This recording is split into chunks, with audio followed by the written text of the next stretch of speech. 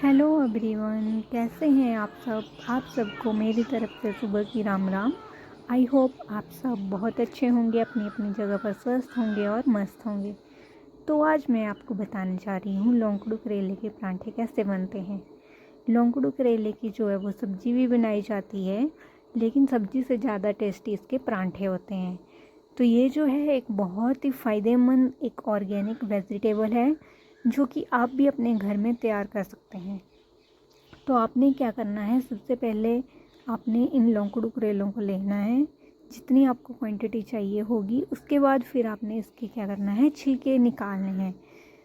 छिलके निकालने के बाद फिर आपने इसकी नेक्स्ट प्रोसेस करनी है कद्दूकस या मूली कंडा, जो भी आप बोलते होंगे, ये आपको मेरी वीडियो में दिख रहा होगा। अगर आप कुछ और वर्ड यूज़ करते होंगे तो उसके ऊपर इनको रगड़ना है।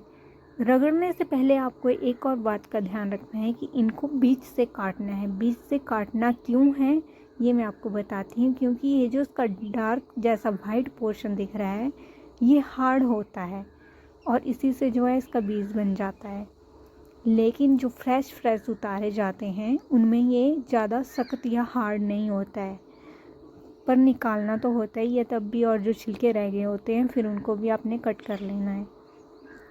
तो इसी तरह से जब आप कट कर लोगे, इसका डार्क जो वाइट पोर्शन है उसको निकाल लोगे, उसके बाद आपने इसको मूली कंडे के ऊपर रगड़ना है। फिर अगर बिल्कुल फ्रेश होंगे, उसी दिन तोड़े होंगे आपने और उसी दिन आप बनाओगे, तो इनसे जो है वो पानी निकलेगा, मीन्स इसका रस निकलेगा।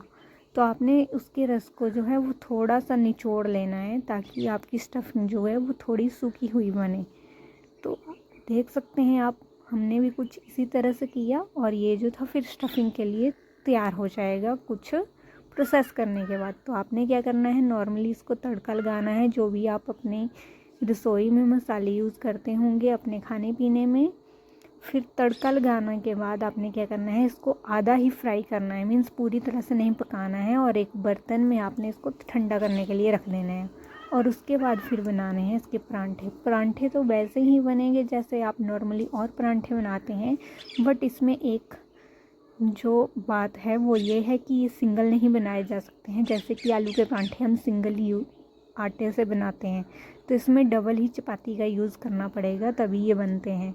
वैसे नहीं बनते हैं सिंगल, चाहे कोई कितना भी परफेक्ट क्यों ना हो बनाने में, ये तब भी नहीं बनते हैं, लेकिन खाने में बहुत ज़्यादा टेस्टी होंगे।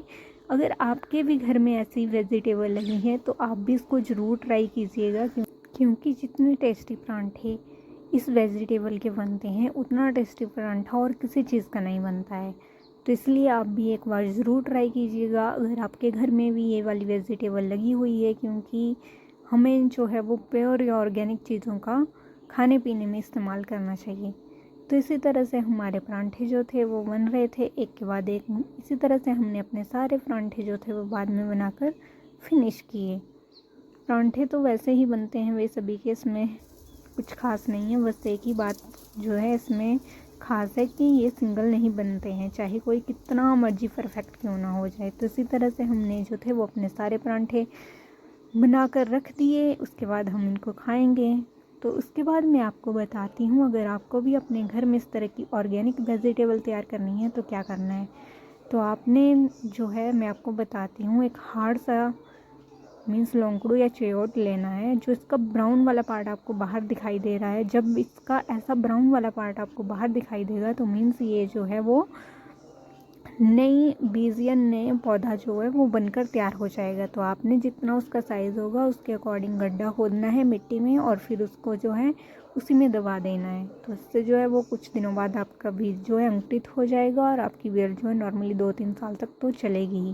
तो कैसी लगी आपको मेरी वीडियो, अगर अच्छी लगी हो तो लाइक शेयर एंड सब्सक्राइब कीजिएगा। Thank you everyone.